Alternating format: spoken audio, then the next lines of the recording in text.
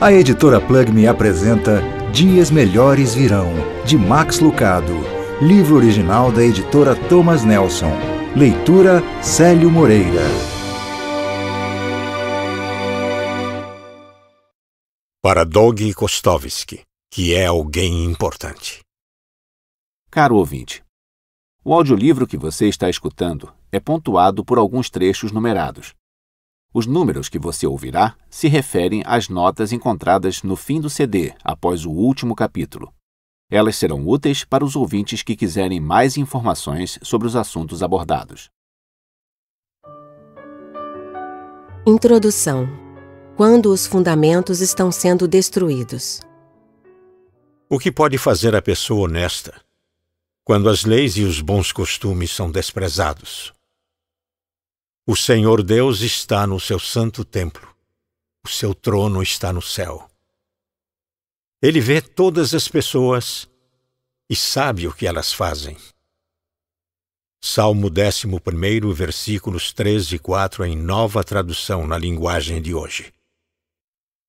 A pergunta de Davi não é nossa também?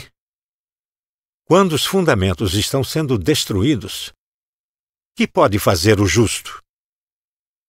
Quando a doença ataca, quando o casamento acaba, quando os filhos sofrem e quando a morte nos assalta, o que devemos fazer? Curiosamente, Davi não responde à sua pergunta com uma resposta, mas com uma declaração. O Senhor Deus está no seu santo templo. O seu trono está no céu. Sua intenção é inconfundível. Deus não muda por causa de nossas tempestades. Ele não recua diante de nossos problemas. Ele não se espanta com esses problemas. Ele está no seu santo templo. Ele está no seu trono nos céus. Prédios podem cair, carreiras podem desmoronar, mas Deus não. Destroços e escombros nunca o desanimaram.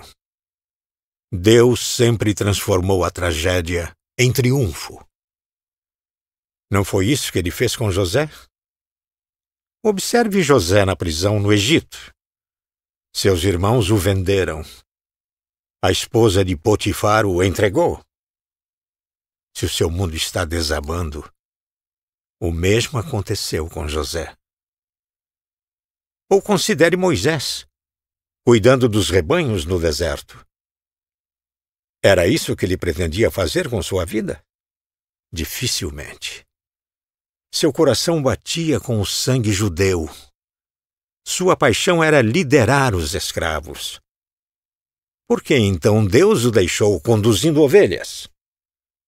E Daniel? O que dizer de Daniel?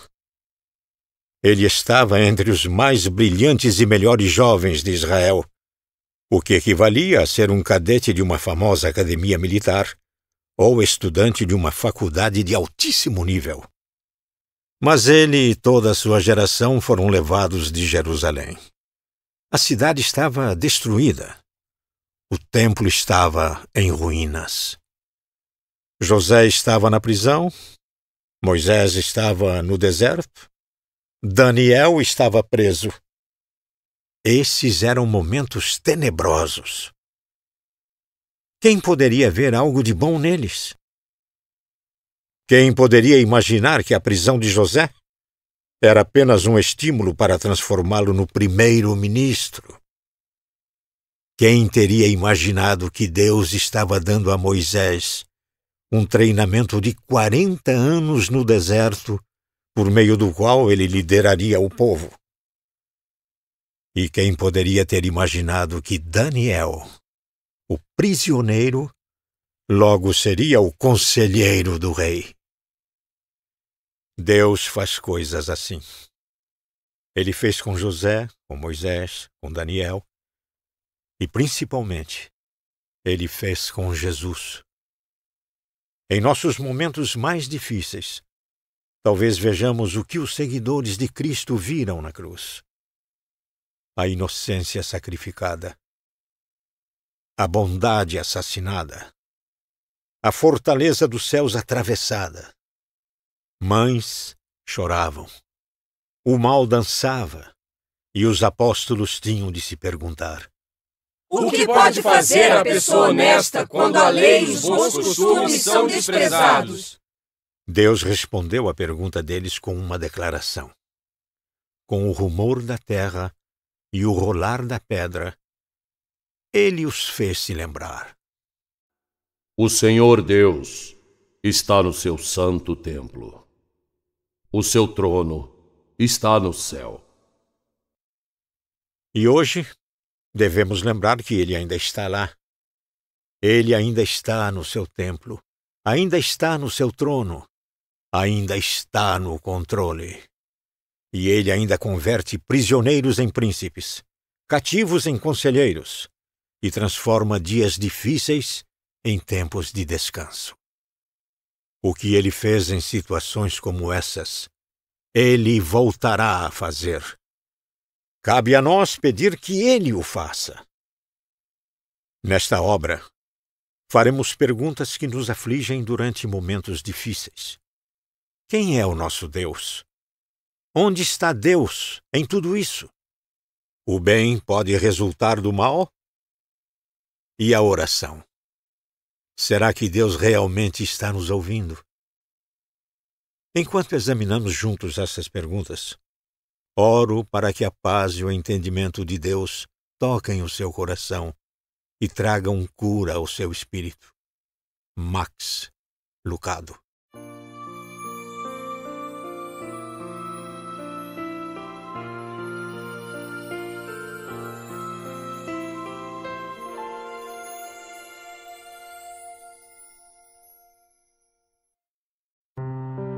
Capítulo 1.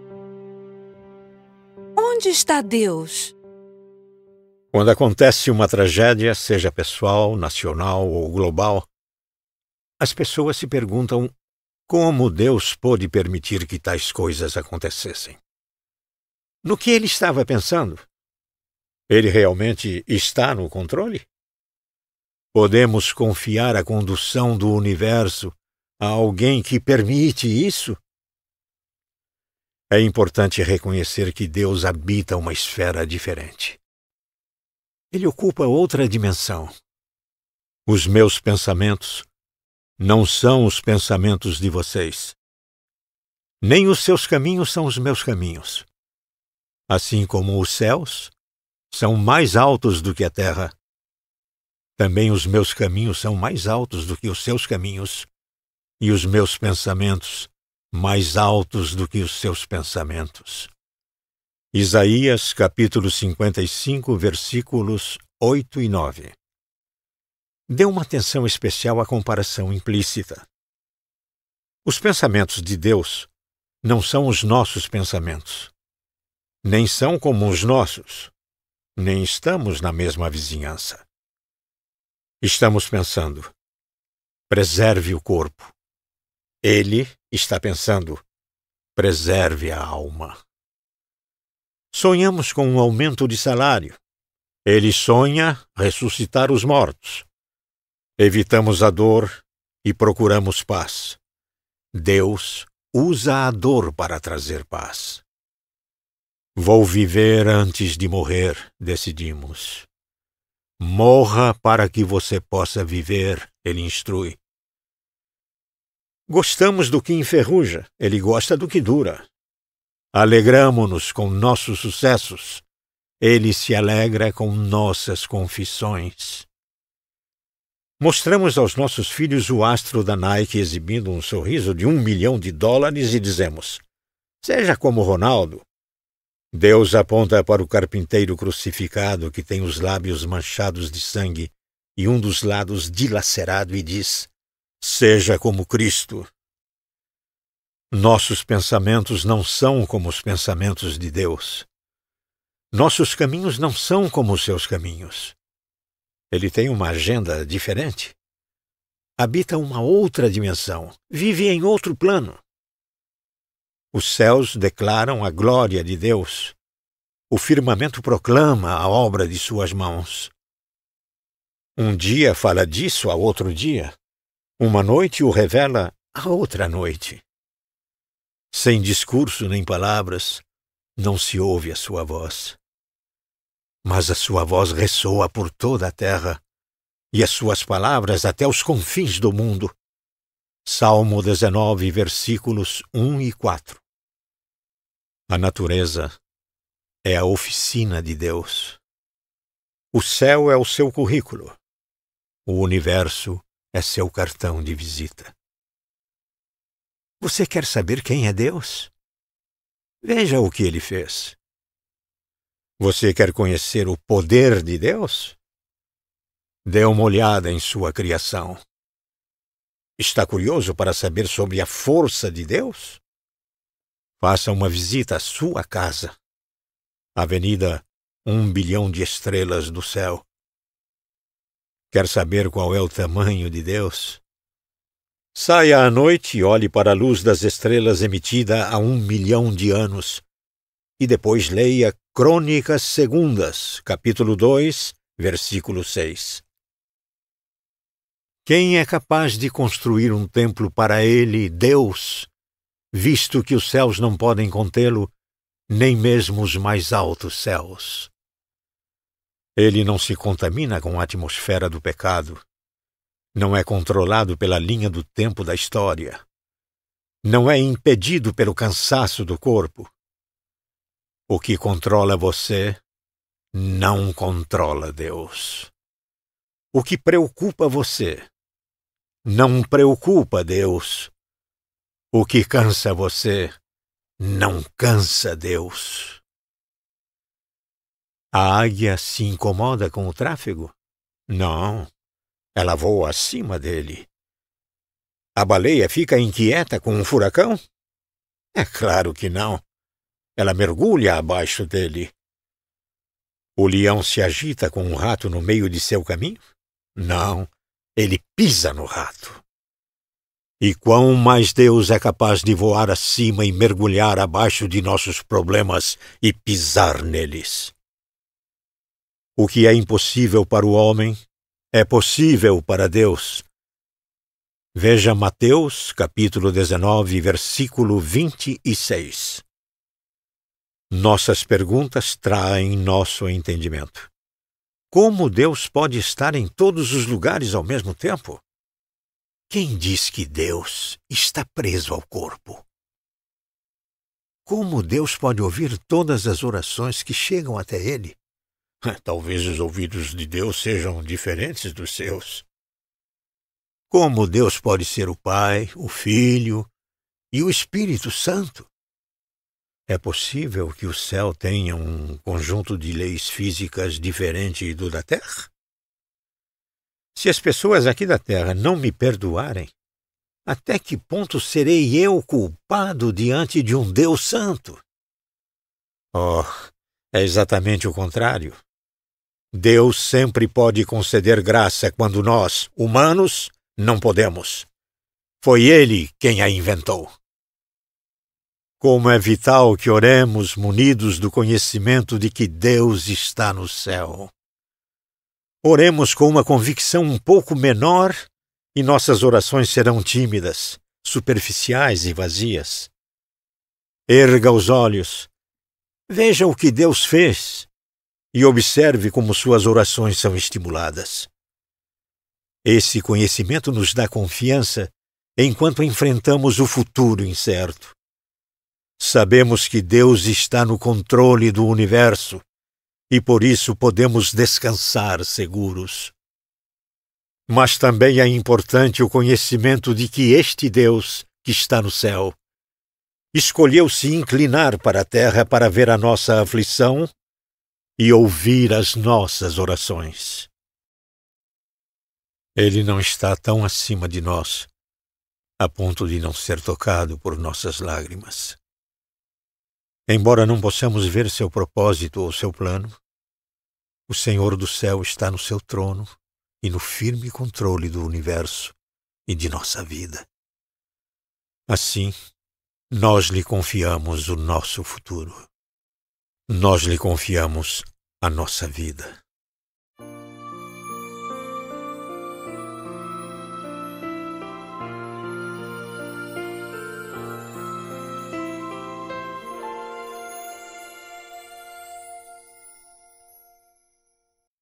Imagine um homem que se depara com uma criança sendo espancada por delinquentes. Ele se atira no meio da confusão, salva o menino e o leva para um hospital. O garoto recebe cuidados até se restabelecer. O homem paga o tratamento da criança. Descobre que a criança é órfã. A adota e lhe dá o seu nome. E então, certa noite, depois de meses, o pai ouve o filho chorando no travesseiro. Ele vai até o filho e pergunta o motivo de sua tristeza. Estou preocupado, pai. Estou preocupado com o dia de amanhã. Onde vou conseguir comida para comer? Como vou comprar roupas para continuar aquecido? E onde vou dormir? Com toda razão, o pai fica preocupado. Eu não lhe mostrei? Você não entende? Arrisquei minha vida para salvá-lo. Dei meu dinheiro para tratá-lo. Você usa meu nome. Eu chamei de meu filho. Eu faria tudo isso e depois não supriria suas necessidades? Esta é a pergunta de Paulo. Aquele que entregou seu filho não supriria nossas necessidades? Mas ainda assim nos preocupamos. Preocupamo-nos com a Receita Federal, com o vestibular e com o FBI. Preocupamo-nos com a educação, a recreação e com o resfriado. Preocupamo-nos com a possibilidade de não termos dinheiro suficiente e, quando o temos, nos preocupamos porque não estamos certos de que conseguiremos administrá-lo bem. Preocupamo-nos porque o mundo acabará antes de o parquímetro vencer. Preocupamo-nos com o que o cachorro pensará se ele nos vir quando estivermos saindo do chuveiro. Preocupamo-nos porque algum dia descobriremos que aquele iogurte light engordava. Agora me diga honestamente, Deus salvou você para que você se preocupasse? Ele o ensinaria a andar só para vê-lo cair? Ele seria pregado na cruz por seus pecados e depois desprezaria suas orações? Vamos lá. As Escrituras estão nos provocando quando dizem: por que a seus anjos ele dará ordens a seu respeito para que o protejam em todos os seus caminhos? Salmo 91, versículo 11. Não creio que estejam. Quem nos separará do amor de Cristo? Romanos 8, versículo 35. Aí está. Esta é a pergunta. Aqui está o que queremos saber. Queremos saber até quando o amor de Deus durará. Deus realmente nos ama para sempre? Não só no domingo de Páscoa, quando nossos sapatos estão lustrados e nosso cabelo arrumado. Quero saber, lá no íntimo, todos queremos saber, não é mesmo? Como Deus se sente em relação a mim quando sou um idiota? Não quando estou animado, confiante e pronto para lidar com a fome do mundo. Nessa hora, não. Sei como ele se sente com relação a mim em momentos como esses. Até eu gosto de mim nessas ocasiões. Quero saber como ele se sente com relação a mim quando sou ríspido com qualquer coisa que se move, quando meus pensamentos são terríveis, quando minha língua está afiada o suficiente para cortar uma pedra. Como ele se sente em relação a mim nesses momentos. E quando coisas ruins acontecem, Deus se preocupa? Ele me ama em meio ao medo? Ele está comigo quando o perigo está à espreita? Deus deixará de me amar? Esta é a questão. Esta é a preocupação. Oh, você não diz. Você nem pode saber. Mas eu posso vê-lo em seu rosto. Posso ouvi-lo em suas palavras. Será que exagerei nesta semana? Na última terça-feira, quando bebi vodka até não conseguir andar. Na última quinta-feira, quando meus negócios me levaram a um lugar que não tinha nada a ver.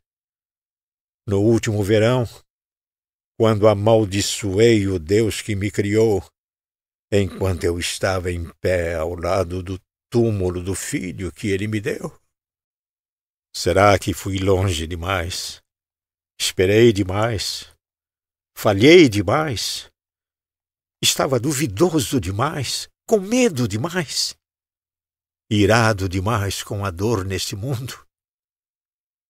É isso que queremos saber. Quem nos separará do amor de Cristo? Deus respondeu a nossa pergunta antes que a formulássemos. Para que víssemos sua resposta, Ele iluminou o céu com uma estrela. Para que a ouvíssemos, Ele encheu a noite de um coral.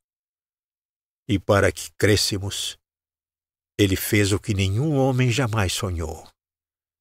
Ele se fez carne e habitou entre nós.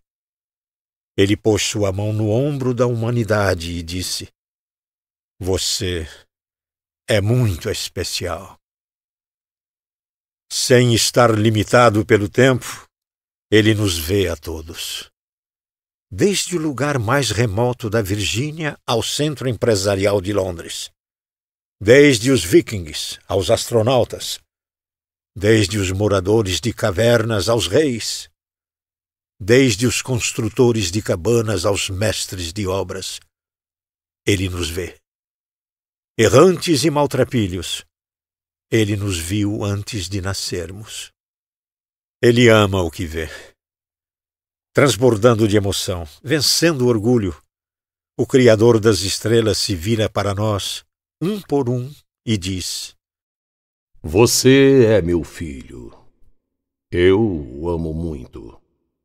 Sei que algum dia você se afastará de mim e irá embora. Mas quero que você saiba que já estabeleci um caminho de volta.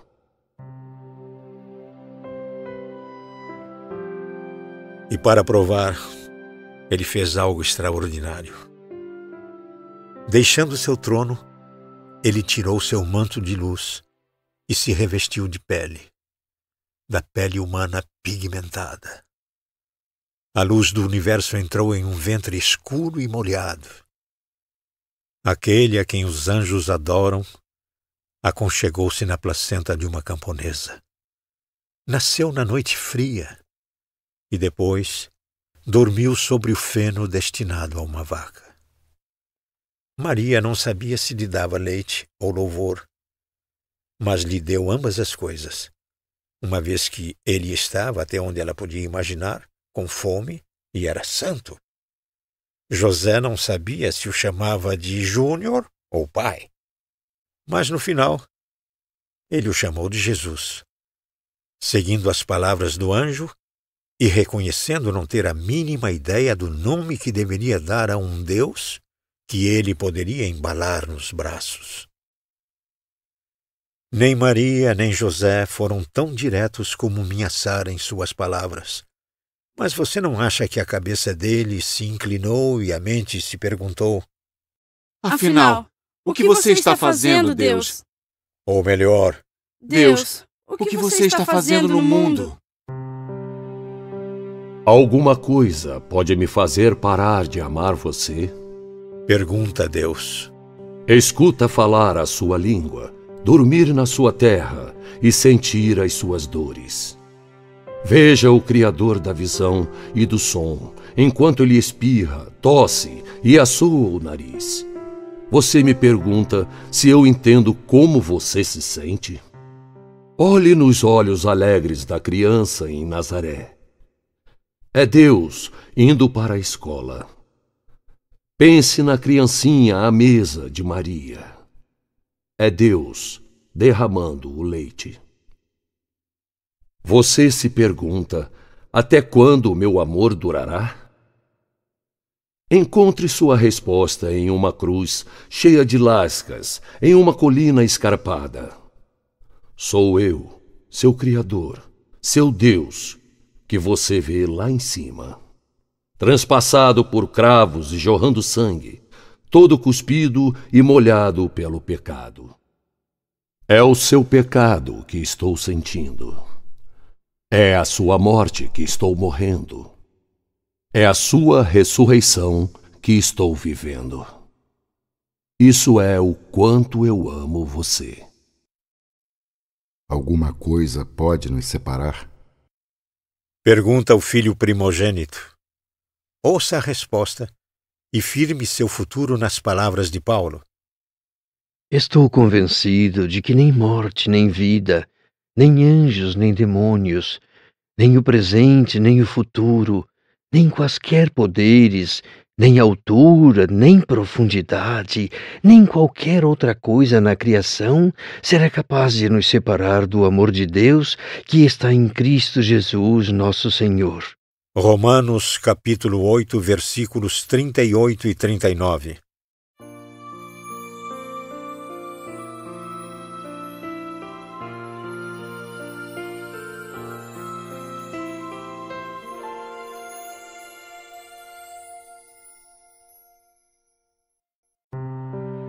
Capítulo 2. O grande amor de Deus. Seu canto fez com que aquilo acontecesse. Inicialmente não notei. Não havia motivos para que eu percebesse algo. As circunstâncias eram comuns. Um pai buscava a filha de 6 anos em uma reunião de escoteiras. Sara gosta da associação de escoteiros. Ela gosta dos prêmios que ganha e do uniforme que usa. Ela entrou no carro e me mostrou seu novo distintivo e alguns biscoitos que haviam acabado de sair do forno. Virei à rua, coloquei sua música preferida e voltei minha atenção para questões mais complicadas que envolviam agendas e obrigações. Mas pouco depois de entrar no labirinto do pensamento, voltei. Sara estava cantando. Cantando sobre Deus. Cantando para Deus, cabeça para trás, queixo levantado e pulmões cheios. Ela enchia o carro de música. As harpas do céu pararam para ouvir. Aquela é minha filha? Ela parece mais velha. Parece mais velha, mais alta e até mais bonita. Será que dormi e perdi alguma coisa? O que aconteceu com as bochechas gorduchas? O que aconteceu com o rostinho e os dedinhos grossos? Ela está se tornando uma jovem. Cabelos loiros caem sobre seus ombros. Os pés estão balançando sobre o banco. Em algum lugar durante a noite, uma página foi virada e... Bem, olhe para ela. Se você é pai ou mãe, sabe o que quero dizer. Ainda ontem, seu filho usava fraldas. Hoje ele quer as chaves do carro. De repente, seu filho está na metade do caminho para ir para a faculdade e estão acabando suas chances de demonstrar seu amor por ele. E por isso você fala. Foi o que fiz. A música parou e Sara parou. Eu ejetei a fita, pus minha mão no ombro dela e disse: Sara, você é muito especial. Ela se virou e sorriu de modo tolerante. Algum dia um rapaz de pernas peludas vai roubar seu coração e levá-la para o próximo século. Mas nesse momento você é minha. Ela inclinou a cabeça, olhou para fora por 1 minuto. Depois olhou para mim novamente e perguntou: Pai, por que você está tão estranho? Acho que essas palavras pareciam esquisitas para uma menina de 6 anos. O amor de um pai ou de uma mãe soa estranho aos ouvidos de uma criança. Meu acesso de emoção estava além da compreensão de Sara. Mas isso não me impediu de falar. Não há como nossa mente pequena compreender o amor de Deus. Mas isso não o impede de vir até nós. E nós também inclinamos nossa cabeça. Como Sara, nos perguntamos o que o nosso pai estava fazendo. Do berço em Belém à cruz em Jerusalém, pensamos no amor do nosso pai. O que você pode dizer para esse tipo de emoção? Ao descobrir que Deus preferiria morrer a viver sem você, qual é a sua reação? Como você pode começar a explicar tal paixão? Se você fosse o apóstolo Paulo, não poderia. Você não faz afirmações, não dá explicações. Você faz algumas perguntas. Essas perguntas não são novas para você. Você já as fez antes. À noite você as fez. Nos momentos de raiva, você as fez. O diagnóstico de um médico as trouxe à tona, assim como a decisão no tribunal, o telefonema do banco e as tragédias incompreensíveis que ocorrem em nosso mundo. As perguntas são exames da dor, do problema e da circunstância.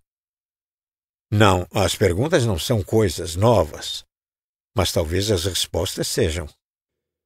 Se Deus é por nós, quem será contra nós? Romanos, capítulo 8, versículo 31. A pergunta não é simplesmente quem será contra nós. Você poderia responder a essa pergunta. Quem é contra você? A doença, a inflação, a corrupção, a exaustão. As calamidades confrontam e os medos aprisionam. Se a pergunta de Paulo fosse, quem será contra nós? Poderíamos listar nossos inimigos com muito mais facilidade do que lutar contra eles. Mas essa não é a pergunta. A pergunta é, se Deus é por nós, quem será contra nós? Perdoe-me por um momento. 4 palavras neste versículo merecem sua atenção. Ouça lentamente a frase. Deus é por nós. Por favor, pare por um instante antes de continuar. Ouça-o novamente em voz alta. Peço desculpas à pessoa que está ao seu lado. Deus é por nós. Repita a frase 4 vezes, desta vez enfatizando cada palavra. Vamos lá. Você não está com tanta pressa assim? Deus é por nós. Deus é por nós. Deus é por nós. Deus é por nós. Deus é por você. Seus pais podem ter se esquecido de você. Seus professores podem tê-lo ignorado. Seus irmãos podem ter vergonha de você. Mas ao alcance de suas orações está o Criador dos oceanos, Deus. Deus é por você. Não pode ser. Não foi. Não era. Não seria. Mas Deus é. Ele é por você. Hoje, neste momento, neste minuto, enquanto você ouve esta frase. Não é preciso esperar em uma fila ou voltar amanhã. Ele está com você. Ele não poderia estar mais perto do que está neste segundo. A lealdade de Deus não será maior se você for melhor nem menor, se você for pior. Ele é por você. Deus é por você. Vire-se para a linha lateral. Lá está Deus torcendo pela sua corrida. Olhe para a linha de chegada. Lá está Deus aplaudindo os seus passos. Ouça-o nas arquibancadas gritando o seu nome. Cansado demais para continuar? Ele irá carregá-lo. Desanimado demais para lutar? Ele o está levantando. Deus é por você. Deus é por você.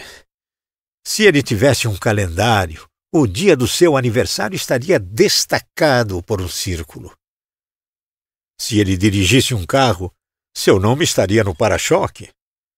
Se houvesse uma árvore no céu, ele gravaria seu nome em sua casca.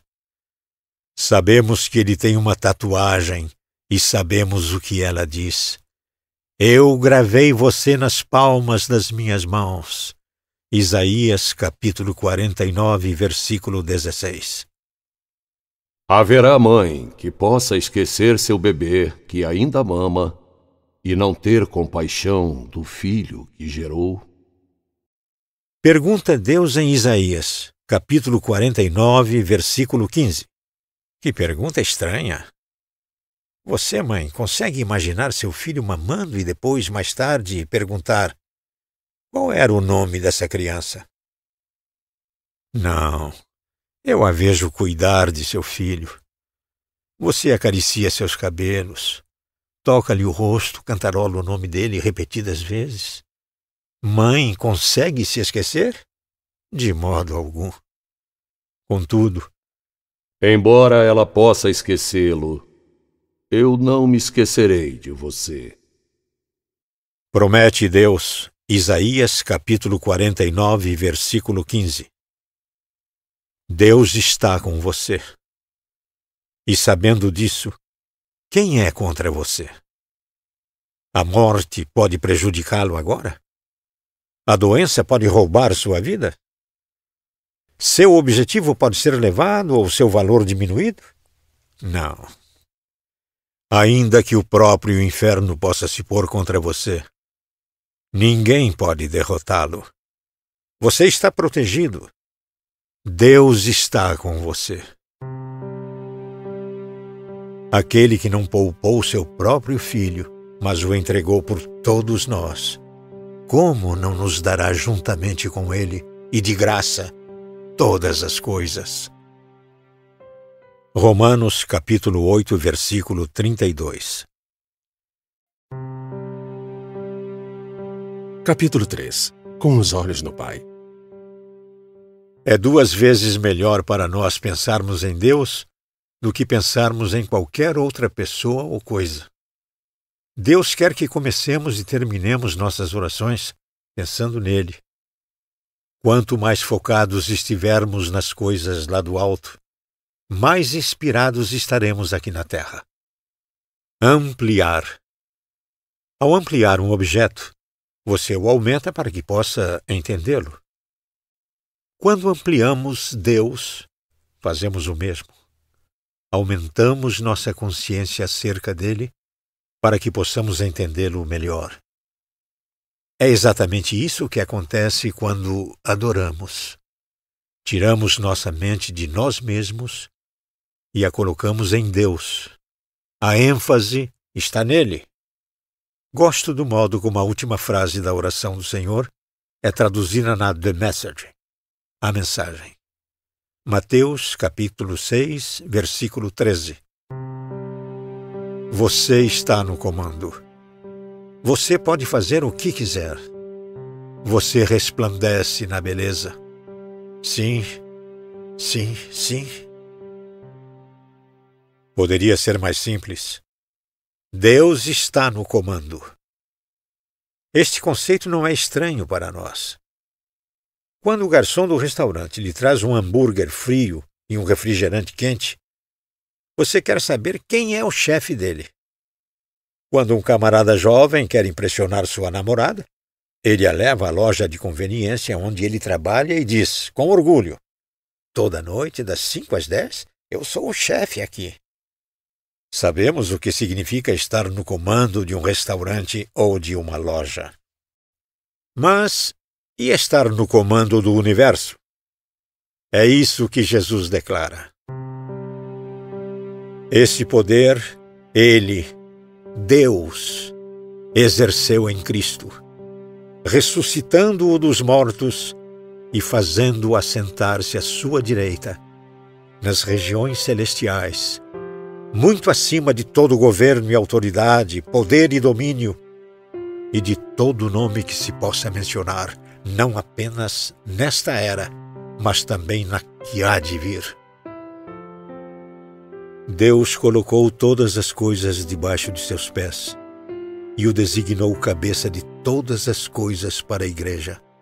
Efésios, capítulo 1, versículos 20 e 22. Há muitos exemplos acerca da autoridade de Jesus, mas só mencionarei um de meus favoritos. Jesus e os discípulos estão em um barco atravessando o mar da Galileia. Uma tempestade surge de repente, e o que era calmo fica violento. Ondas terríveis se levantam do mar e batem na embarcação. Marcos descreve claramente a cena. Levantou-se um forte vendaval e as ondas se lançavam sobre o barco, de forma que este foi se enchendo de água. Marcos, capítulo 4, versículo 37. É muito importante que você tenha uma imagem precisa, por isso vou pedir que se imagine no barco. Trata-se de um barco forte, mas não propício para essas ondas de 3 metros de altura. Ele lança a proa primeiro em direção à parede de água. A força das ondas inclina perigosamente o barco até a proa parecer apontada para o céu. E quando você começa a temer que o barco vire para trás, ele se lança para frente e cai no vale de outra onda. Inúmeras mãos se unem às suas para agarrar o mastro. Todos os seus companheiros de barco estão com a cabeça molhada e os olhos arregalados. Você tenta ouvir uma voz que traga calma, mas tudo o que ouve são gritos e preces. De repente lhe ocorre uma coisa. Falta alguém? Onde está Jesus? Ele não está no mastro. Ele também não está agarrado a canto algum. Onde ele está? Então você ouve algo, um barulho, um som deslocado. Era como se alguém estivesse roncando. Você se vira e olha, e lá está Jesus, enrolado na popa do barco, dormindo. Você não sabe se fica surpreso ou furioso. Então sente ambas as coisas. Como ele pode dormir em um momento como esse? Ou, como perguntaram os discípulos: Mestre, não te importas que morramos? Marcos, capítulo 4, versículo 38.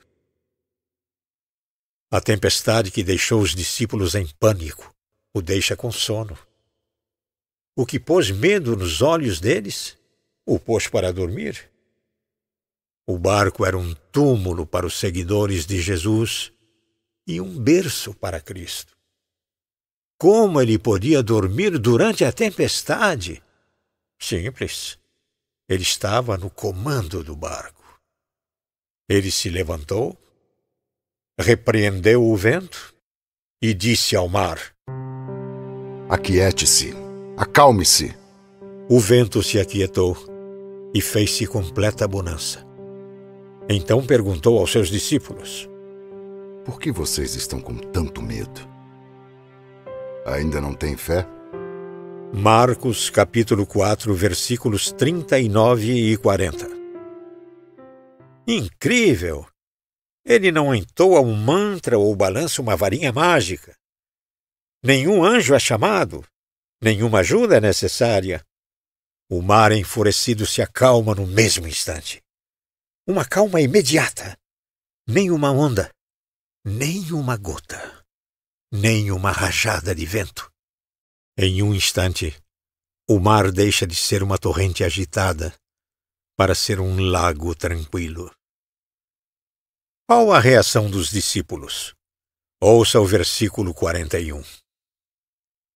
Eles estavam apavorados e perguntavam uns aos outros: Quem é este que até o vento e o mar lhe obedecem?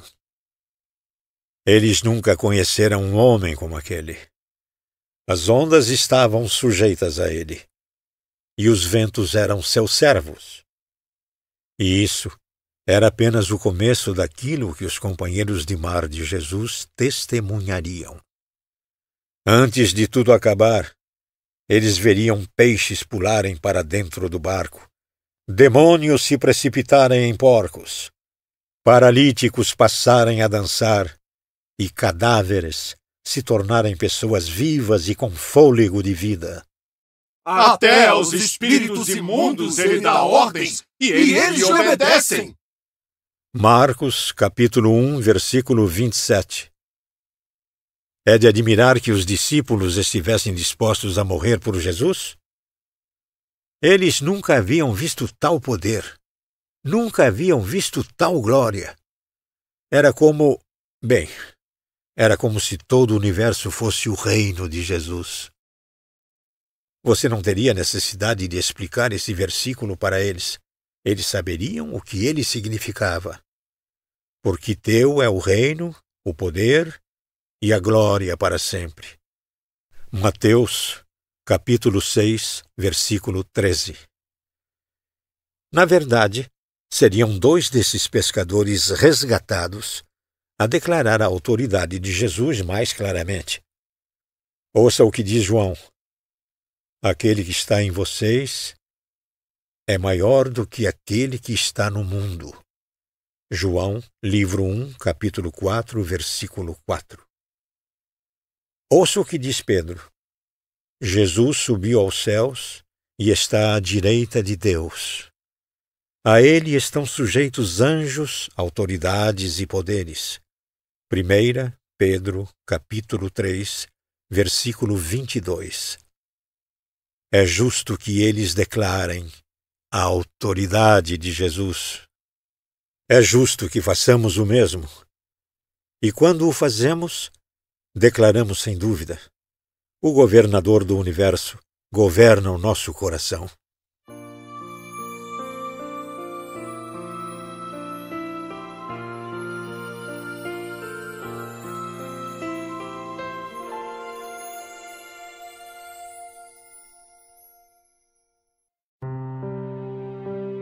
Capítulo 4.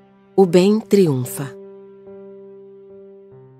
Como Deus pode permitir que o mal traga destruição e perda à nossa vida? Por que Ele não nos protege dos que cometem atos pecaminosos e maus? Nosso coração dói, nossas perguntas se agitam, e não obstante, vimos a bondade surgir da tragédia e da dor. Feitos heróicos, a compaixão abnegada, um senso de comunidade do tipo todos por um. De algum modo, em meio a algo mal, a bondade luta para prevalecer. É de fato possível que algo mal pudesse acabar por ser usado para o bem? Para responder a essa pergunta, temos de olhar para trás, para o começo do próprio mal. 2 vezes nas Escrituras, a cortina do tempo se abre e nos é concedido um vislumbre da aposta mais insensata da história. Satanás era um anjo que não estava contente de estar perto de Deus. Ele tinha de estar acima de Deus. Lúcifer não estava satisfeito em prestar adoração a Deus. Queria ocupar o trono de Deus. De acordo com Ezequiel, não havia entre os anjos alguém que tivesse a beleza e a maldade de Satanás. Você era o modelo da perfeição, cheio de sabedoria e de perfeita beleza. Você estava no Éden, no jardim de Deus. Todas as pedras preciosas o enfeitavam. Caminhava entre as pedras fulgurantes. Você era inculpável em seus caminhos, desde o dia em que foi criado até que se achou maldade em você. Ezequiel, capítulo 28, versículos 12 e 15. Os anjos, como os humanos, foram criados para servir e adorar a Deus. Foi dado aos anjos, como aos humanos, o livre arbítrio. Do contrário, como eles poderiam adorar? Tanto Isaías como Ezequiel descrevem um anjo mais poderoso do que qualquer humano, mais belo do que qualquer criatura, porém mais tolo do que qualquer ser que já tenha existido. Seu orgulho foi a razão de sua queda. A maioria dos estudiosos aponta Isaías, capítulo 14, versículos 13 e 14, como a descrição da queda de Lúcifer. Subirei aos céus, erguerei o meu trono acima das estrelas de Deus. Eu me assentarei no monte da Assembleia, no ponto mais elevado do Monte Santo. Subirei mais alto que as mais altas nuvens. Serei como o Altíssimo. Você não pode perder a cadência de arrogância nas palavras. Subirei, erguerei, Me assentarei, subirei, serei. Uma vez que tentou ser como Deus, Satanás se afastou de Deus e passou a história tentando convencer-nos a fazer o mesmo. Não foi essa a estratégia que ele usou com Eva? Vocês serão como Deus, ele prometeu. Gênesis, capítulo 3, versículo 5. Ele não mudou. É tão egocêntrico agora como era naquele tempo. É tão tolo agora como era naquele tempo. E é simplesmente tão limitado agora como era naquele tempo.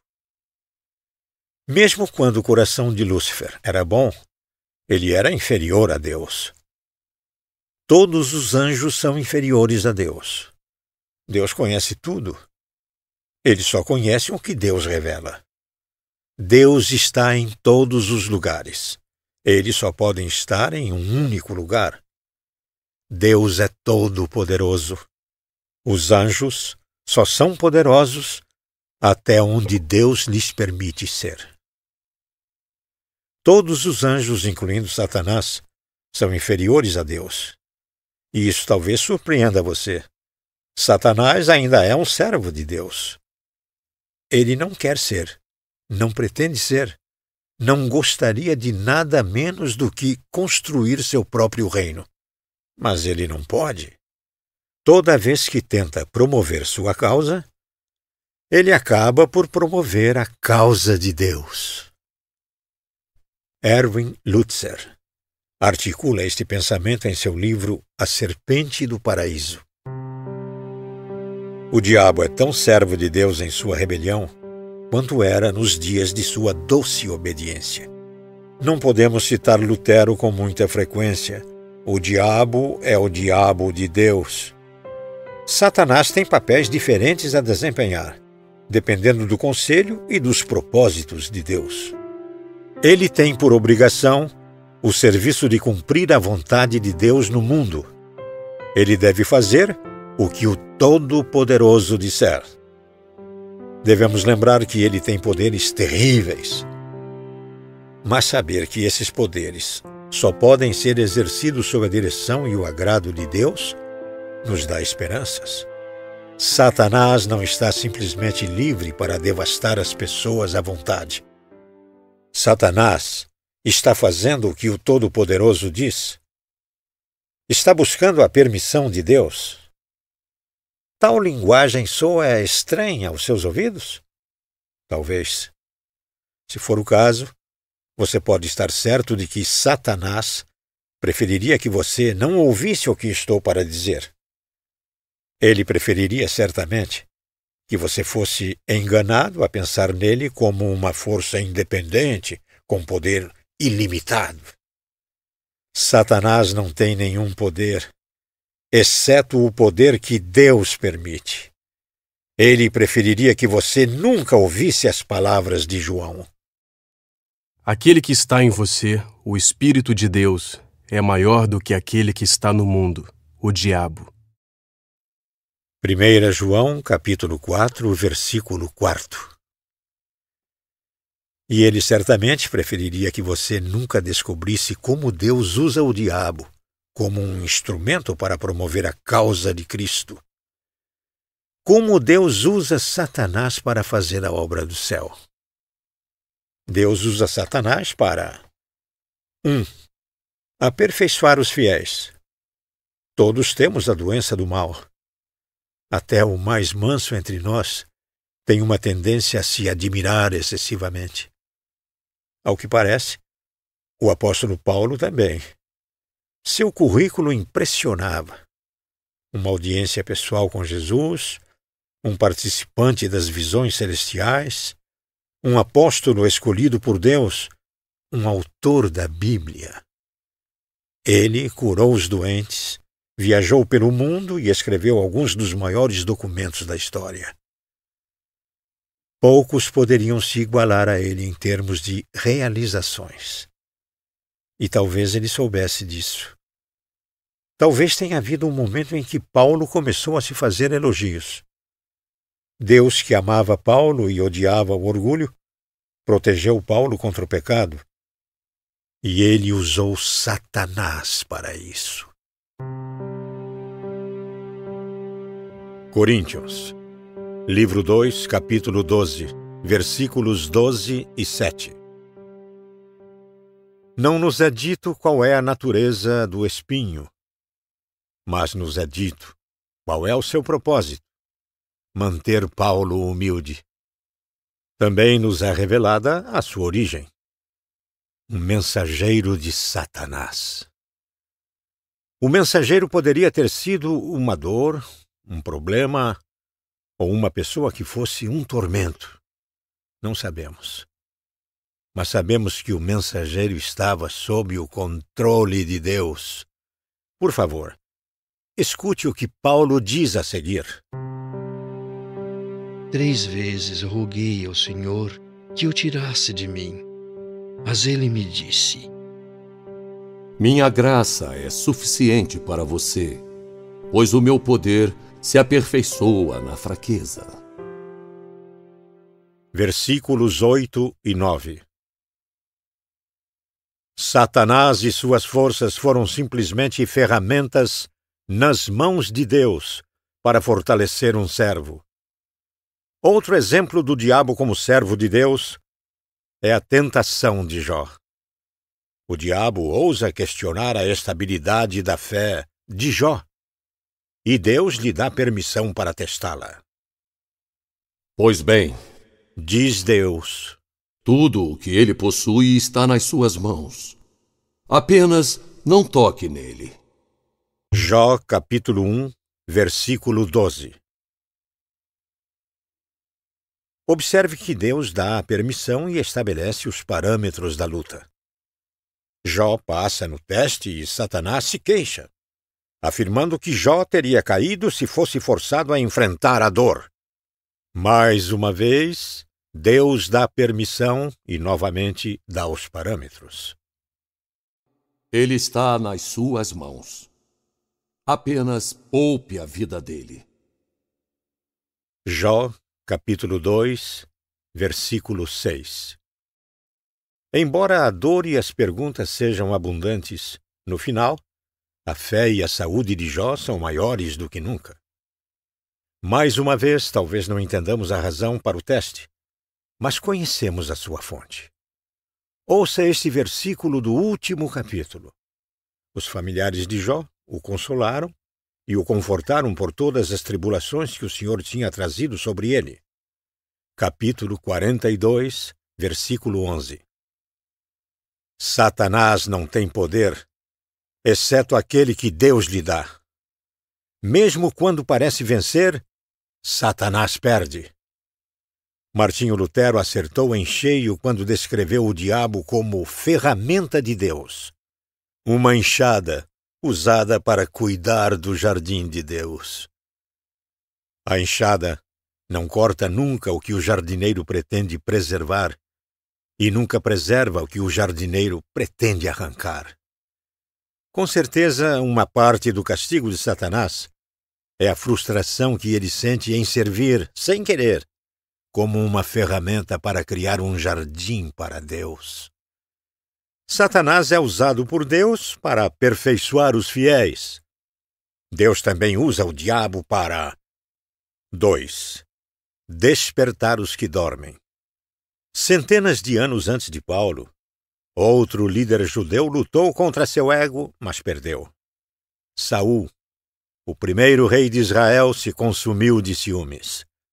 Davi, o filho mais novo de uma família que cuidava de ovelhas, roubou a cena. Tudo em Davi era melhor do que em Saul. Ele cantava melhor, impressionava mais as mulheres e até matou os gigantes que Saul temia. Mas em vez de comemorar as habilidades dadas por Deus a Davi, Saul ficou loucamente hostil. Deus, em um visível esforço para despertá-lo desta névoa de ciúmes, recrutou a ajuda de seu relutante servo, Satanás. No dia seguinte, um espírito maligno mandado por Deus apoderou-se de Saul, e ele entrou em transe em sua casa. 1 Samuel, capítulo 18, versículo 10. Observe um princípio sério. Há momentos em que o coração fica tão duro e os ouvidos tão insensíveis que Deus nos leva a sofrer as consequências de nossas escolhas. Nesse caso, o demônio foi liberado para atormentar Saul. Se Saul não bebia do cálice da bondade de Deus, que passasse então um tempo bebendo do cálice da fúria do inferno. Que ele seja levado ao desespero, para que possa ser trazido novamente para os braços de Deus. 2. O Novo Testamento refere-se a incidentes em que a mesma disciplina foi aplicada. Paulo castiga a igreja em Corinto por tolerar a imoralidade. Sobre um adúltero na igreja, ele diz: Entreguem esse homem a Satanás para que o corpo seja destruído e seu espírito seja salvo no dia do Senhor. 1 Coríntios, capítulo 5, versículo 5. Outro exemplo de tal ação é o caso de Himeneu e Alexandre, 2 discípulos que naufragaram na fé e influenciaram os outros de modo negativo. Os quais entreguei a Satanás, diz Paulo para Timóteo, para que aprendam a não blasfemar. 1 Timóteo, capítulo 1, versículo 20. Por mais drástico que pareça, Deus, na verdade, permitirá que uma pessoa vivencie o inferno na terra, na esperança de despertar a fé dessa pessoa. O amor santo faz a escolha difícil, que consiste em levar o filho a sofrer as consequências de sua rebeldia. A propósito, será que isso não ajuda a explicar o mal desenfreado que existe no mundo? Se Deus nos permite sofrer as consequências de nosso pecado, e o mundo está cheio de pecadores, então o mundo será repleto de pecados. Não era isso que Paulo queria dizer no primeiro capítulo de Romanos?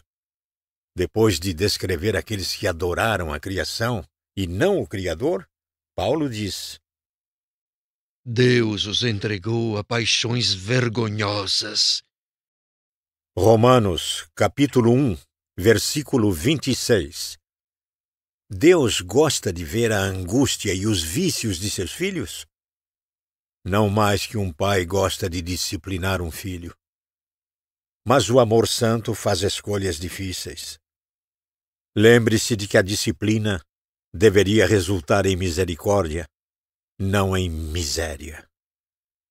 Alguns santos são despertados por um tapinha no ombro, enquanto outros precisam de um safanão na cabeça. Satanás recebe o chamado, e ele também é convocado para 3. Ensinar a igreja. Talvez a ilustração mais clara de como Deus usa Satanás para cumprir seus propósitos seja encontrada na vida de Pedro. Veja a advertência que Jesus lhe faz. Simão, Simão, Satanás pediu vocês para peneirá-los como trigo, mas eu orei por você, para que a sua fé não desfaleça. E quando você se converter, fortaleça os seus irmãos. Lucas, capítulo 22, versículos 31 e 32. Mais uma vez, observe quem está no controle. Mesmo tendo um plano, Satanás teve de obter permissão. Foi-me dada toda a autoridade nos céus e na terra, explicou Jesus, e esta é a prova. Mateus, capítulo 28, versículo 18. O lobo não pode chegar à ovelha sem a permissão do pastor. E o pastor só permitirá o ataque se a longo prazo a dor compensar o ganho. O propósito deste teste é prover um testemunho para a igreja. Jesus estava permitindo que Pedro passasse por uma provação para que ele pudesse encorajar seus irmãos. Talvez Deus esteja fazendo o mesmo com você. Deus sabe que a igreja precisa de testemunhos vivos do seu poder. Sua dificuldade, sua doença, seu conflito estão preparando você para que seja uma voz de encorajamento para seus irmãos. Tudo de que você precisa é lembrar dessas palavras. Não sobreveio a vocês tentação que não fosse comum aos homens, e Deus é fiel. Ele não permitirá que vocês sejam tentados além do que podem suportar. Mas quando forem tentados, Ele mesmo lhes providenciará um escape, para que o possam suportar. Coríntios, livro 1, capítulo 10, versículo 13. Vocês planejaram o mal contra mim, mas Deus o tornou em bem. Gênesis, capítulo 50, versículo 20.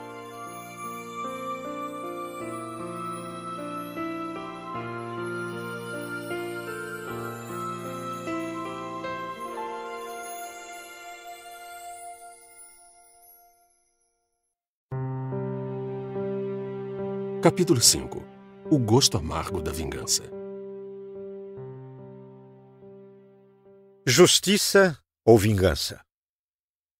É a justiça que exige que aqueles que fazem o mal contra a nossa sociedade devam ser punidos por esta mesma sociedade. Mas justiça é muito diferente de vingança. Vingança é uma questão de coração. A vingança diz: espere, vou pegar você. Quando somos magoados ou ofendidos, não demora muito para que nos vejamos querendo acertar as contas com aqueles que estão em dívida conosco. Não há alguém que lhe deva algo? Uma desculpa? Uma segunda chance? Um novo começo? Uma explicação? Um agradecimento? Uma infância? Um casamento? Pare e pense nisso, o que não o incentivo a fazer por muito tempo. E você poderá fazer uma lista de muita gente que está em dívida para com você. Seus pais deveriam ter sido mais protetores. Seus filhos deveriam ter sido mais gratos. Seu cônjuge deveria ser mais sensível. Seu pastor deveria ter sido mais atencioso. O que você vai fazer com os que estão em dívida com você? As pessoas de seu passado meteram as mãos no seu bolso e levaram o que era seu.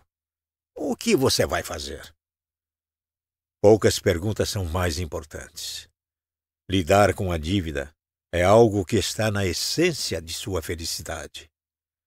Jesus disse: Pois se perdoarem as ofensas uns dos outros, o Pai Celestial também lhes perdoará.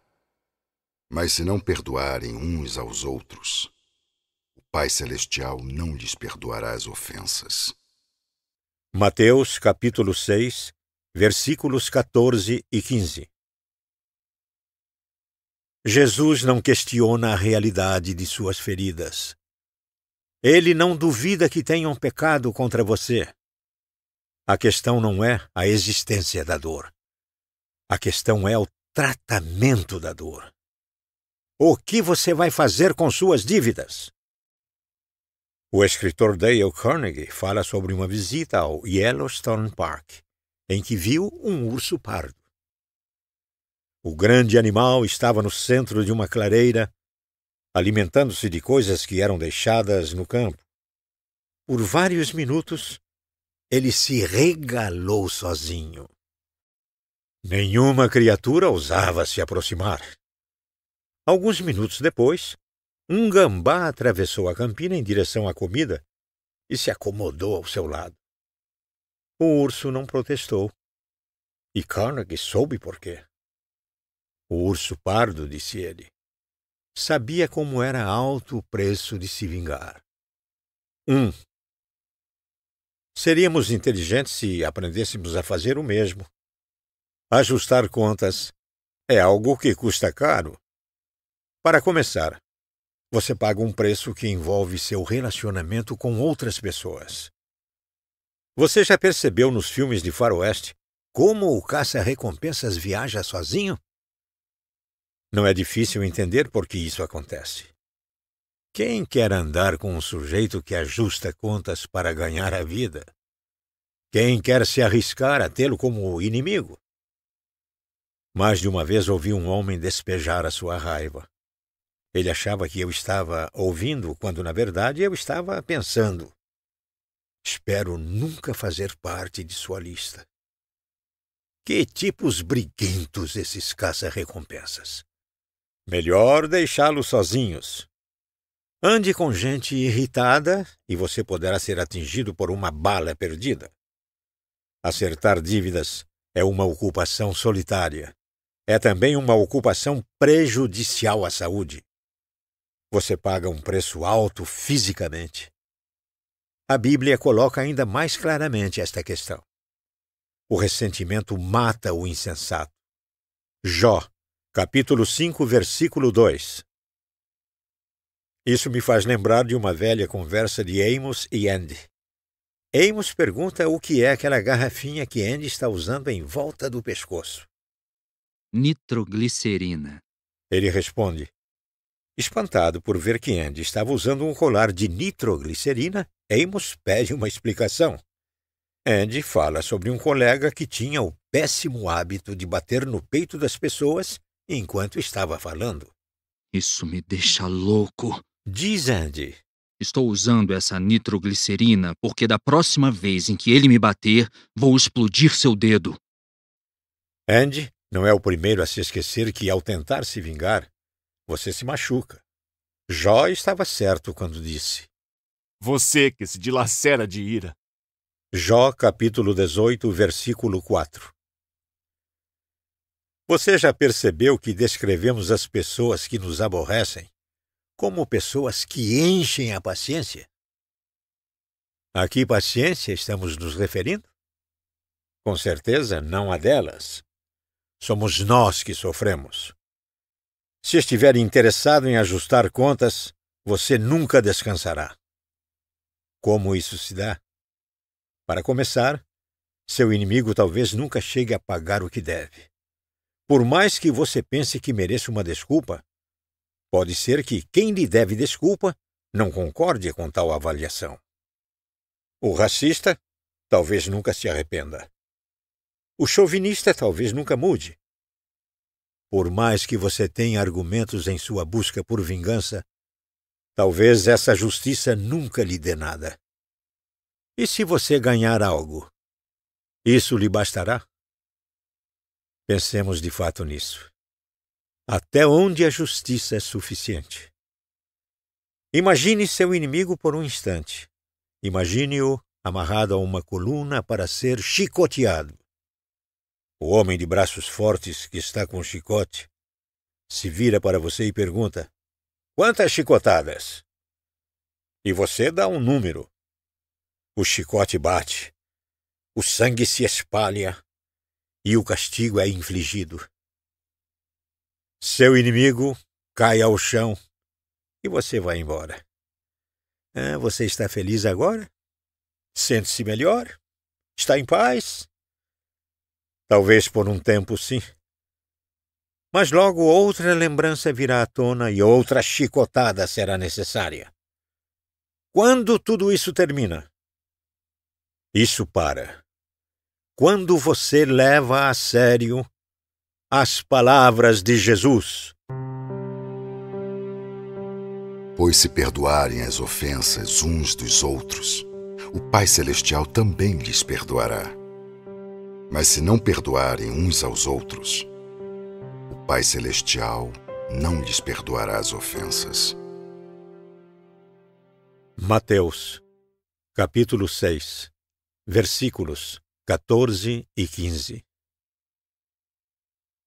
Trata-me como trato o meu próximo. Você está ciente de que é isso que está dizendo para o seu pai? Dá-me o que dou a ele. Concede-me a mesma paz que concedo aos outros.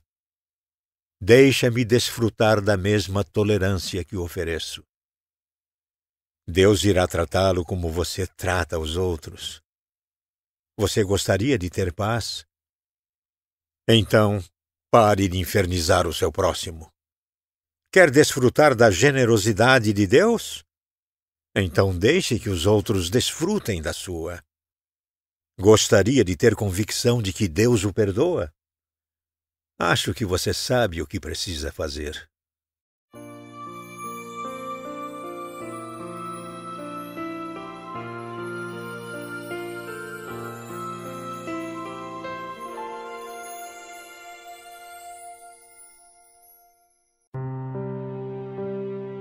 Capítulo 6. No silêncio, Deus fala. Quando estamos magoados, às vezes encontramos a cura falando sobre essa mágoa. Com um amigo, com um conselheiro, com Deus. Mas, por fim, chega o momento de parar de falar e começar a ouvir. Há vezes em que falar é violar o momento. Nesses casos, o silêncio representa o maior respeito. O termo que mais bem define instantes como esses é reverência. Essa foi uma lição que Jó, o homem na Bíblia mais tocado pela tragédia e pelo desespero, aprendeu. Se Jó tinha um defeito, seu defeito era a língua. Ele falava demais. Não que alguém pudesse culpá-lo. A calamidade lançou-se sobre o homem como uma leoa sobre um bando de gazelas. E quando o alvoroço passou, mal havia restado uma parede em pé ou um ente querido com vida. Os inimigos mataram o gado de Jó, e relâmpagos destruíram suas ovelhas.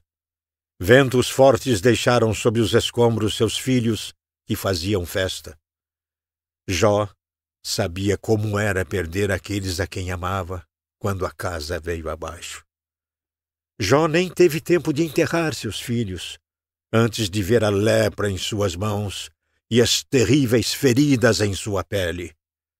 Sua esposa, ainda que muito compassiva, lhe disse: amaldiçoe a Deus e morra. Seus 4 amigos se aproximaram de seu leito, como sargentos instrutores, dizendo-lhe que Deus é justo e que a dor é consequência do pecado, e que, tão certo quanto 2 mais 2 são 4, Jó devia ter algum antecedente criminal em seu passado para sofrer assim. Cada um tinha sua própria interpretação de Deus, e cada um falava em alto e bom som sobre quem é Deus e por que Deus fizera aquilo tudo. Eles não foram os únicos a falar sobre Deus. Quando os acusadores de Jó pararam, Jó deu sua resposta. De um lado para o outro, eles andavam.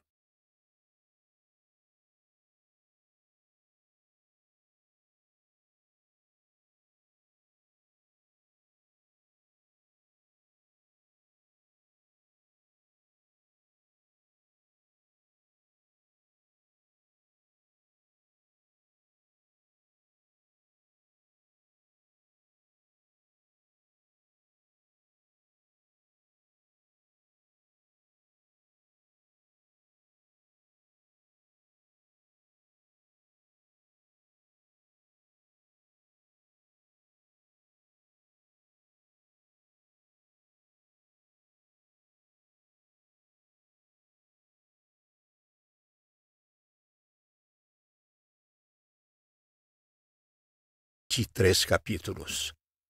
Por fim, Jó fica cheio dessas respostas. Chega de conversa fiada em grupo. É hora de fazer um discurso importante. Ele segura o microfone com uma mão e o púlpito com a outra e começa. Por 6 capítulos, Jó dá suas opiniões sobre Deus. Desta vez o capítulo começa com E Jó prosseguiu. E Jó prosseguiu. E Jó prosseguiu. Ele define Deus, explica Deus e examina Deus. Tem-se a impressão de que Jó sabe mais sobre Deus do que o próprio Deus. Chegamos ao capítulo 37º do livro, antes de Deus limpar a garganta para falar. O capítulo 38º começa com estas palavras. Então o Senhor respondeu a Jó. Se a sua Bíblia for igual à minha, há um erro nesse versículo. As palavras estão perfeitas, mas a altura da voz está errada. A voz deveria ser assim. Então o Senhor respondeu a Jó. Deus fala. Rostos se voltam para o céu. Ventos inclinam as árvores. Os vizinhos se lançam nos abrigos para tempestades. Gatos sobem correndo nas árvores. E cachorros se enfiam no meio das moitas. Está ventando, querido. Melhor tirar os lençóis do varal. Deus não precisou abrir mais a sua boca para que Jó soubesse que deveria manter a sua fechada. Vou fazer-lhe perguntas e você me responderá. Onde você estava quando lancei os alicerces da terra? Responda-me, se é que você sabe tanto. Quem marcou os limites das suas dimensões? Talvez você saiba. E quem estendeu sobre ela a linha de medir? E os seus fundamentos sobre o que foram postos? E quem colocou sua pedra de esquina enquanto as estrelas matutinas juntas cantavam e todos os anjos se regozijavam? Capítulo 38, versículos 3 e 7. Deus inunda o céu de perguntas, e Jó não pode deixar de fazer outra coisa senão entender. Somente Deus define Deus. Você precisa conhecer o alfabeto antes de poder ler. E Deus diz para Jó: Você nem conhece o ABC do céu, muito menos todo o vocabulário. Pela primeira vez, Jó fica quieto, silenciado pela enxurrada de perguntas.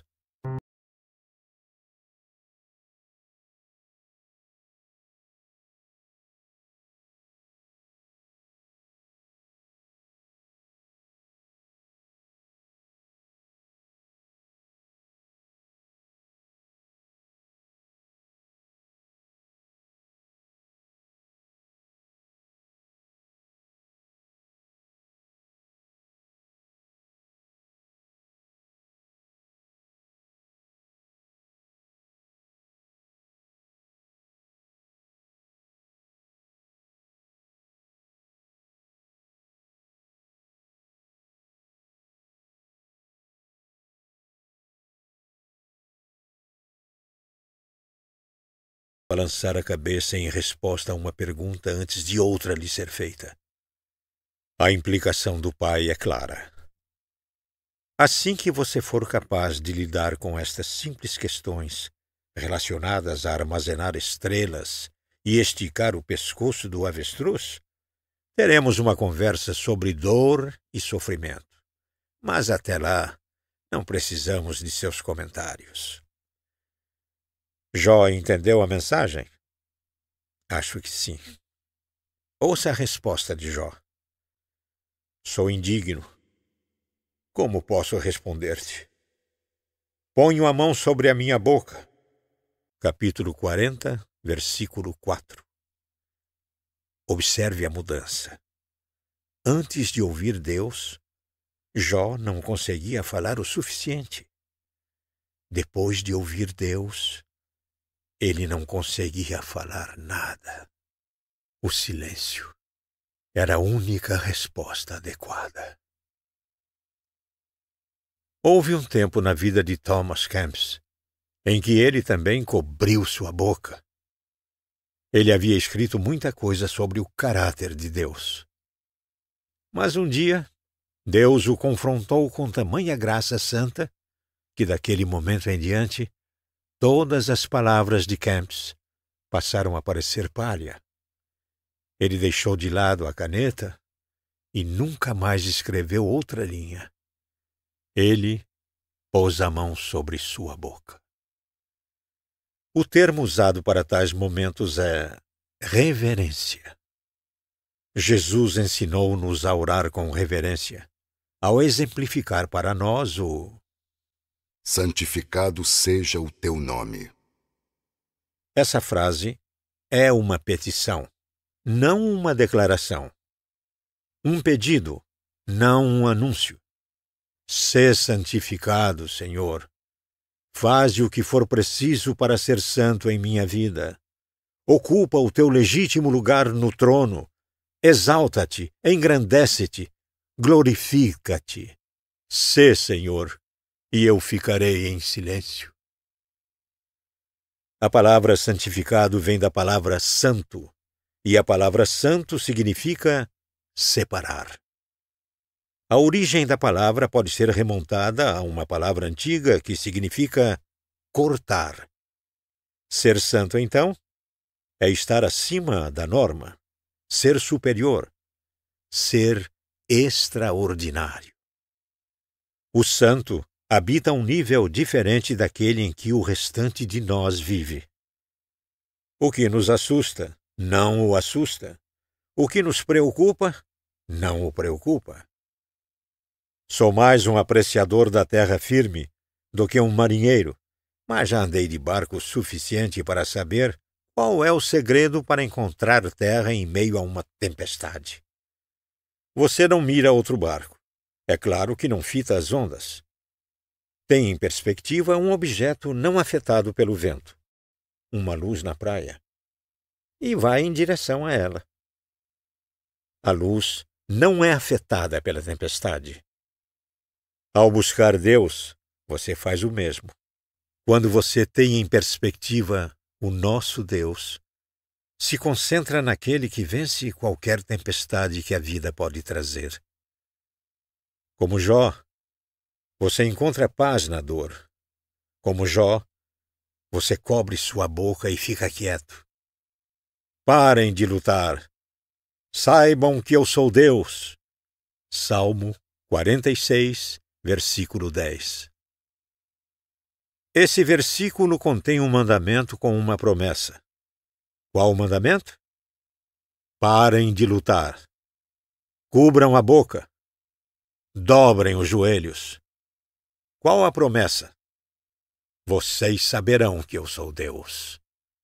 O barco da fé viaja em águas tranquilas. A crença anda nas asas da espera. Em meio às suas tempestades diárias, e nessa tempestade que assolou o nosso país e até o mundo inteiro, faça questão de ficar quieto e de ter Deus em perspectiva. Deixe que Deus seja Deus. Deixe que Ele o banhe em sua glória, para que tanto o seu fôlego como seus problemas sejam absorvidos de sua alma. Fique quieto. Fique em silêncio. Esteja aberto e disposto. Reserve um momento para ficar quieto e saber que Ele é Deus.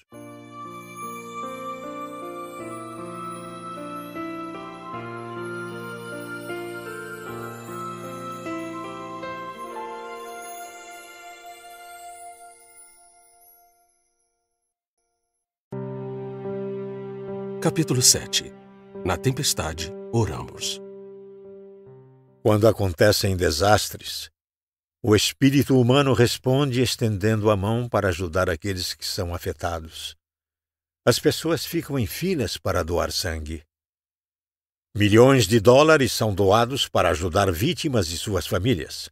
Equipes de resgate trabalham por horas intermináveis. Mas o esforço mais essencial é realizado por outra equipe valente. Sua tarefa? Guardar e envolver o mundo com oração. Aqueles que oram mantêm vivas as fogueiras da fé. Na maioria dos casos, nem sabemos seus nomes. Foi o que aconteceu com uma pessoa que orou em um certo dia há muito tempo. Seu nome não é importante. Seu aspecto é imaterial. Seu sexo não vem ao caso. Seu título é irrelevante. Essa pessoa é importante não por conta de quem foi, mas sim pelo que fez. Ela foi até Jesus em nome de um amigo. Seu amigo estava doente e Jesus poderia ajudar. Era preciso que alguém fosse até Jesus. Por isso, esse alguém foi. Outros se preocupavam com o homem doente em outros sentidos. Alguns levavam comida, outros ofereciam tratamento, outros ainda consolavam a família. Cada papel foi importante. Cada pessoa foi útil. Mas ninguém foi mais vital do que aquele que foi até Jesus. João diz: Então as irmãs de Lázaro mandaram alguém dizer a Jesus: Senhor, aquele a quem amas está doente. João, capítulo 11, versículo 3. Alguém levou o pedido. Alguém percorreu o caminho. Alguém foi até Jesus em nome de Lázaro. E uma vez que alguém foi até ele, Jesus respondeu. Na economia do céu, as orações dos santos são itens valiosos. O apóstolo João concordaria. Ele escreveu a história de Lázaro e foi cuidadoso ao mostrar a sequência. A cura começou quando o pedido foi feito. Vale notar a frase que o amigo de Lázaro usou. Ao falar para Jesus sobre a doença, ele disse: Senhor, aquele a quem amas está doente. Ele não baseou seu apelo no amor imperfeito de quem estava necessitado, mas no amor perfeito do Salvador.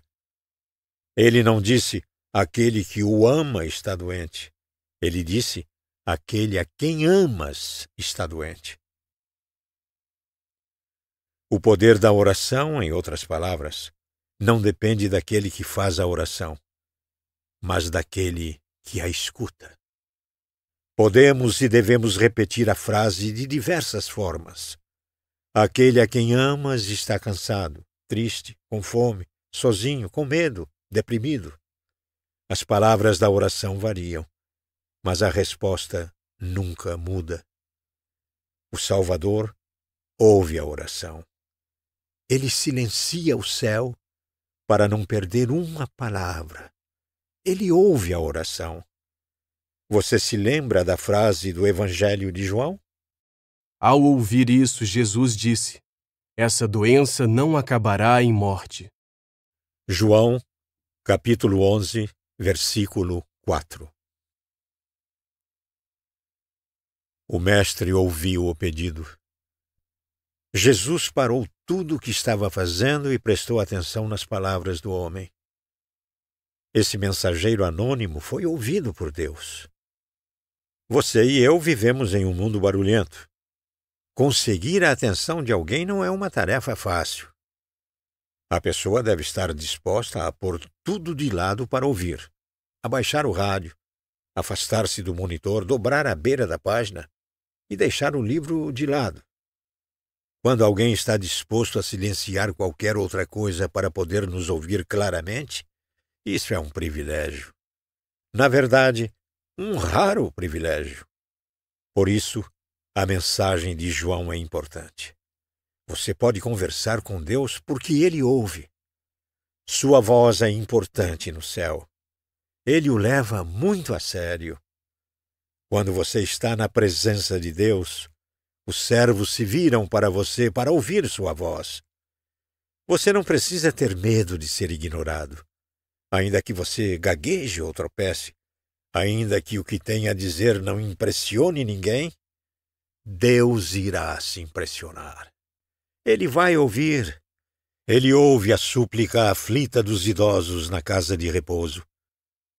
Ouve a confissão brusca de um prisioneiro no corredor da morte. Quando os alcoólatras pedem misericórdia. Quando o cônjuge procura direção.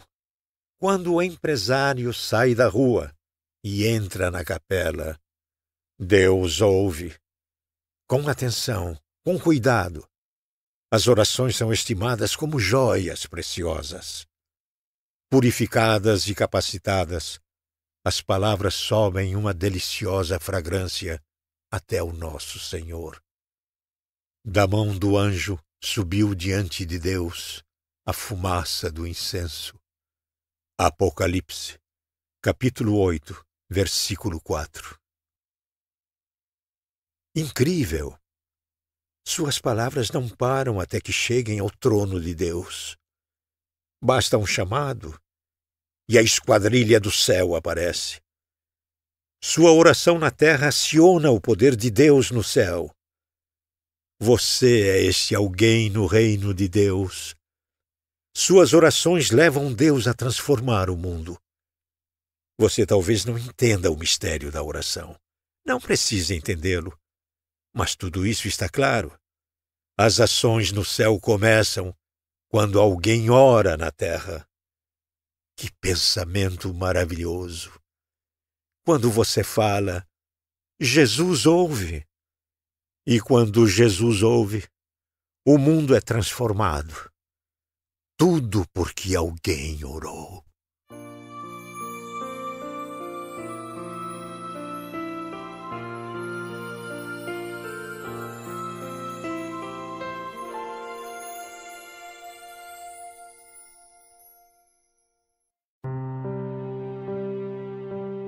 Capítulo 8. Pela perspectiva de Deus. Não gostamos de dizer adeus a quem amamos, mas temos de fazê-lo. Por mais que tentemos evitá-lo, por mais relutantes que estejamos para discutir a questão, a morte é uma parte muito real da vida. No final, todos nós devemos soltar a mão dos que amamos, deixando-os nas mãos daquele que não vimos. Você consegue se lembrar da primeira vez em que a morte o forçou a dizer adeus? A maioria de nós consegue. Eu consigo. Quando eu estava na 3ª série, cheguei da escola um dia surpreso ao ver o caminhão de meu pai na entrada de casa. Eu o encontrei em seu banheiro fazendo a barba. Seu tio Buck faleceu hoje. Ele disse. A notícia fez com que eu me sentisse triste. Eu gostava do meu tio. Eu não o conhecia bem, mas gostava dele. O acontecimento também me deixou curioso. No funeral ouvi palavras do tipo: partiu, passou dessa para melhor, se foi. Esses eram termos estranhos. Eu me perguntava: partiu para onde? Passou dessa para quê? Foi-se por muito tempo? Sem dúvida, descobri desde então que não sou o único que tem perguntas sobre a morte. Ouça qualquer discussão sobre a volta de Cristo e alguém perguntará: mas e aqueles que já morreram? O que acontece com os cristãos entre a sua morte e a volta de Jesus? Ao que parece, a igreja em Tessalônica fez a mesma pergunta. Veja as palavras do apóstolo Paulo para ela em 1 Tessalonicenses. Irmãos, não queremos que vocês sejam ignorantes quanto aos que dormem, para que não se entristeçam como os outros que não têm esperança. Capítulo 4, versículo 13. A igreja em Tessalônica já havia enterrado sua parcela de entes queridos. E o apóstolo queria que os membros que restaram estivessem em paz com relação àqueles que se foram. Muitos de vocês já enterraram entes queridos também. E assim como Deus falou com eles, Ele fala com vocês. Se neste ano você comemorar o aniversário de casamento sozinho, Deus falará com você. Se seu filho foi para o céu antes de ir para o jardim de infância, Deus falará com você. Se você perdeu um ente querido vítima da violência, se aprendeu mais do que gostaria de saber sobre uma doença, se seus sonhos foram enterrados enquanto o caixão descia à terra, Deus falará com você. Ele fala com todos nós, que ficamos ou ficaremos em pé na terra fofa ao lado de um túmulo aberto. E para nós, Ele dá esta palavra de confiança. Não queremos que vocês sejam ignorantes quanto aos que dormem, para que não se entristeçam como os outros que não têm esperança. Se cremos que Jesus morreu e ressurgiu, cremos também que Deus trará, mediante Jesus e com Ele, aqueles que nele dormiram. Tessalonicenses 1, capítulo 4, versículos 13 e 14. Deus transforma nosso sofrimento desesperado em um sofrimento cheio de esperança. Como? Dizendo que veremos nossos entes queridos novamente. Não é nisso que queremos acreditar? Desejamos saber que nossos entes queridos estão seguros com a morte. Desejamos a certeza restabelecida de que a alma vai imediatamente ficar com Deus. Mas temos coragem de acreditar nisso? Podemos acreditar nisso? Segundo a Bíblia, podemos. A Bíblia, surpreendentemente, é reservada com relação a esta fase de nossa vida. Ao falar sobre o período entre a morte e a ressurreição do corpo, a Bíblia não grita, ela apenas sussurra. Mas na confluência desses sussurros, ouve-se uma voz firme. Essa voz autoritária assegura-nos que na morte, o cristão imediatamente entra na presença de Deus e desfruta de uma comunhão consciente com o Pai e com aqueles que foram antes dele. De onde tiro essas ideias? Ouça alguns dos sussurros. Porque para mim, o viver é Cristo e o morrer é lucro. Caso continue vivendo no corpo, terei fruto do meu trabalho e já não sei o que escolher. Estou pressionado dos dois lados. Desejo partir e estar com Cristo, o que é muito melhor.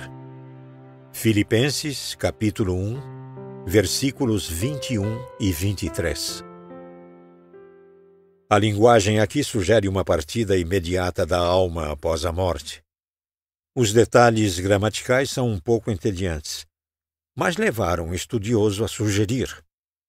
O que Paulo está dizendo aqui é que no momento em que ele parte ou morre, nesse momento, ele está com Cristo. 1. Outra dica vem da carta que Paulo escreveu aos Coríntios.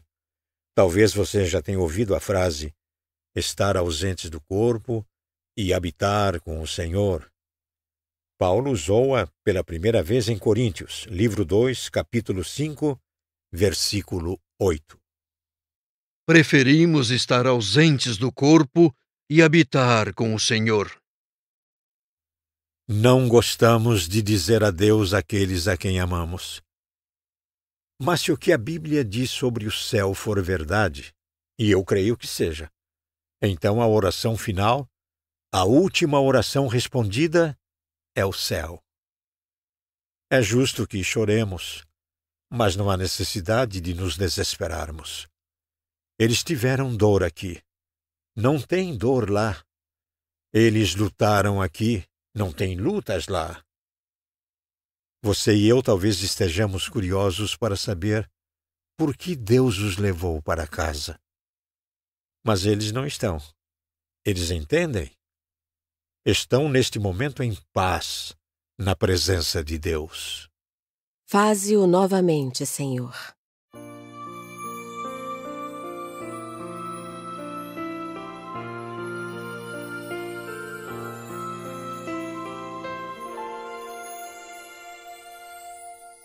Uma oração para os momentos de aflição.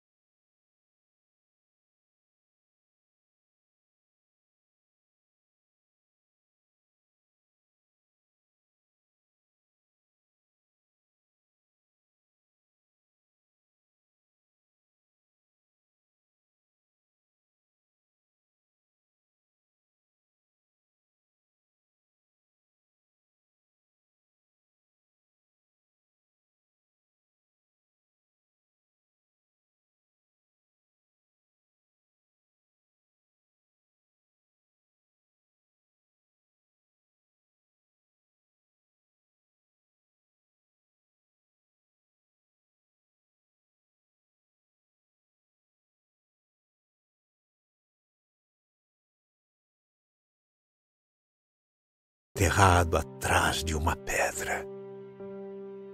Mas tu não hesitaste, ó Senhor, tu não hesitaste.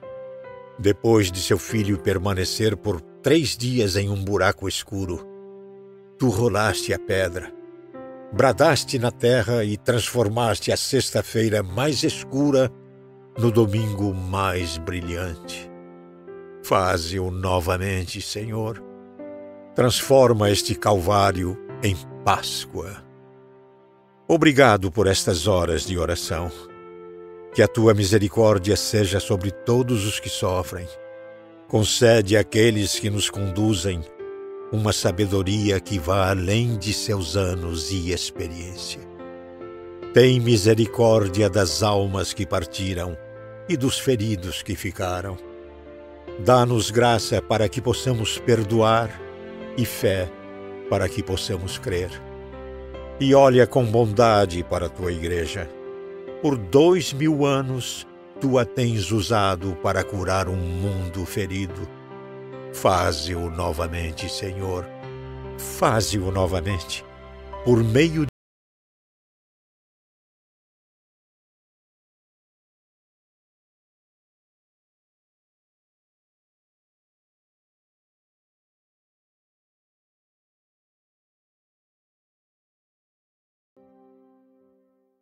Notas. Capítulo 4. O bem triunfa. 1. Lutzer Erwin. A Serpente do Paraíso. Vida, segunda edição, São Paulo, 1998, 102. 2. Ibid, 111.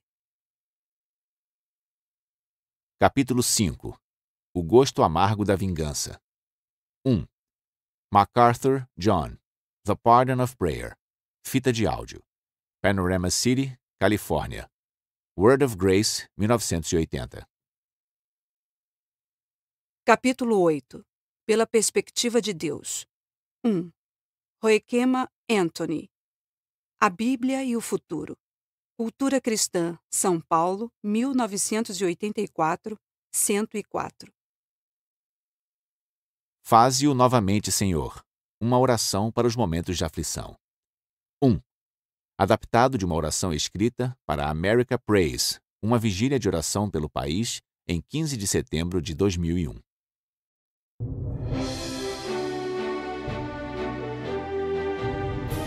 Você acabou de ouvir um audiolivro da editora Plug Me.